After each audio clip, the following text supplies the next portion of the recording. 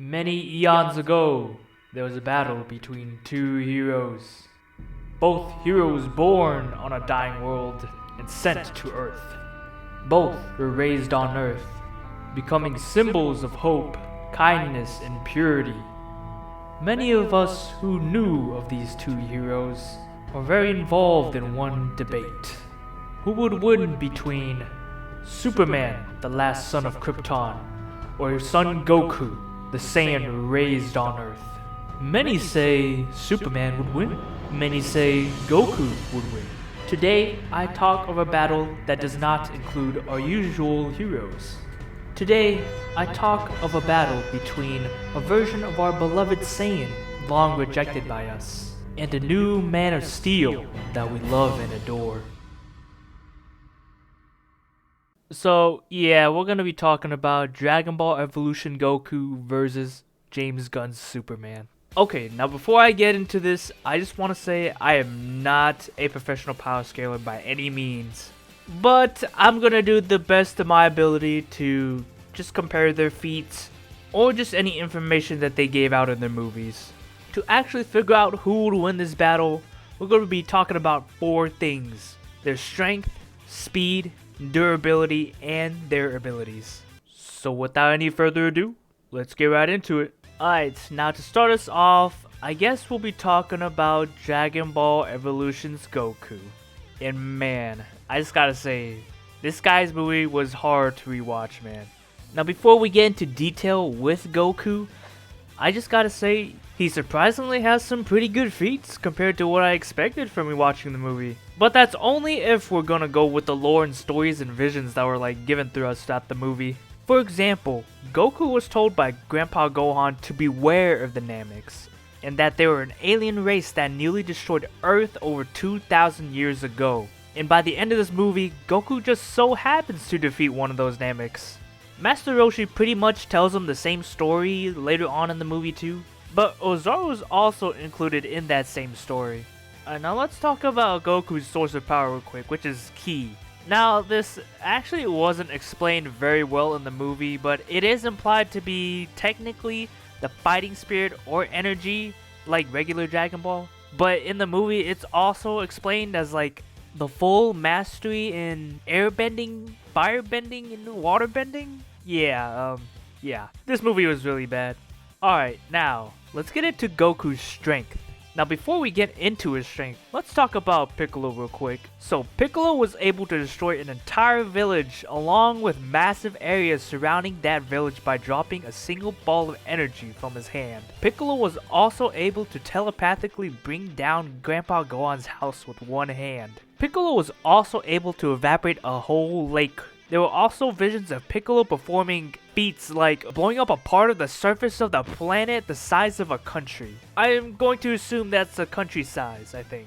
I bring this up about Piccolo because this is the same Piccolo that was beaten by Goku by the end of the movie. Now, Goku is able to jump higher than a normal person. He can carry heavy things that normal people wouldn't be able to carry. He can casually break through walls as an Ozaru, or possibly in his Ozaru fused state, and is able to go blow for blow with Piccolo before he did his Ozaru fusing state. Some of these strength feats that I probably listed off are probably boosted through his Ozaru form, or his Ozaru fused form, whatever you want to call that form. Now, let's talk about Goku's speed. Goku actually does have some insane reaction speed, being able to interpret some situations in a Quicksilver-like manner. He was able to dodge the teenagers that were trying to fight him. He was able to catch the stones at Roshi's, and he was able to dodge point-blank gunshots. He also does have some really good physical speed overall, such as the punching speed that he had fighting with Roshi. He was also to keep up with Bulma's vehicle while carrying Roshi's luggage, which is probably really heavy from the looks of it. Now let's talk about Goku's durability. Goku is able to casually take punches from average people,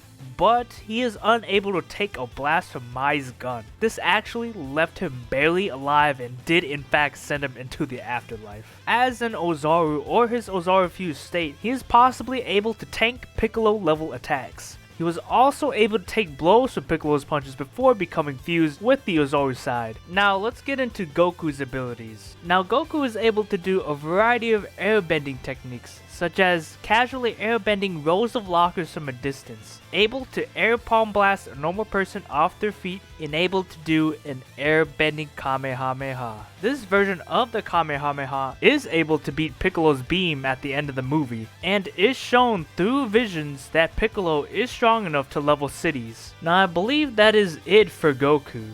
So let's move on to the Man of Steel. Now before we get into Superman, let's talk about the kaiju that fought Superman. Understanding the stats of this kaiju is going to be pretty important to understanding the stats of Superman. All you need to know about the kaiju is that it is approximately 320 feet, it weighs at 8,345 tons, which is around 18 million pounds. And this is all confirmed through Mr. Terrific scans. Now let's get into Superman's strength. Superman is able to keep hold of this kaiju's feet from stomping him. All 10 million pounds of this kaiju. He is also able to keep the kaiju from falling onto other buildings and other civilians. He is also able to knock back the kaiju.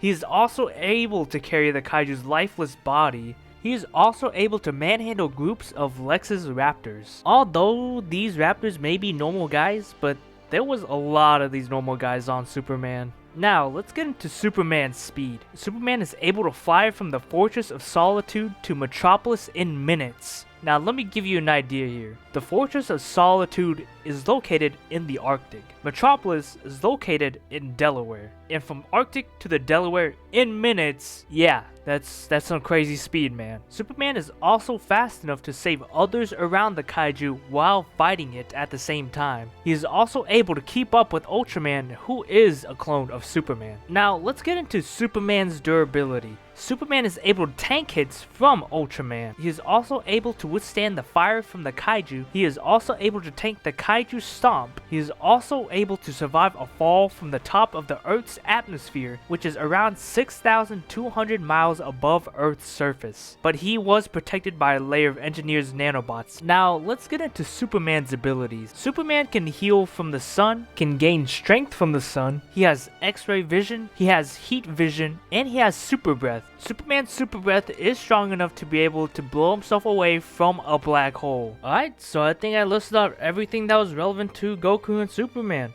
So, what do I think? I think Goku wins this. That's only if I was crazy enough to think that. Cause, dude, Superman absolutely curb stomps Goku. Like, dude, I can't see a world where Goku can actually do anything to Superman, dude. Superman is absolutely going to tank his attacks and gonna like snap his neck and bones and his whole body. Goku's insane reflexes aren't helping him on this one either. The same can be said about his durability too. This guy's a glass cannon. However, I guess you could probably make a case where Goku could probably take out Superman with the Kamehameha, but that's probably only cause of the stories and visions that we ever get throughout the movie. It's not actually shown like to us outside of like the visions and stories. Cause dude, I really have to say this movie is actually so bad that it downplays Goku so badly. Like at the beginning of the movie, you have Goku actually dodging point blank gunshots, while he couldn't dodge a gunshot from Mai. Mai was probably only like a few yards away, probably, for what I remember from the movie. Again, let me reiterate, this movie is so bad, the power scaling gets downplayed. Like Piccolo at the beginning of the movie, he was able to blow a whole village and a large surrounding area with his energy ball. He was also able to shown to do like some Magneto stuff on Grandpa Gohan's house. Why couldn't he do that to Goku later on in the movie? And again, as told through stories in the movie and shown through visions, he was able to do some devastating damage to like the planet itself. And Piccolo and the Namekians are known for nearly destroying Earth over 2,000 years ago. And in the movie, he certainly does not live up to that reputation. Okay, I'm not here to rant about the movie, but let's get back on topic. But I will say James Gunn's Superman is a much better movie than Dragon Ball Evolution. So, who would win in this fight? Yeah, it's Superman. He's got the better movie.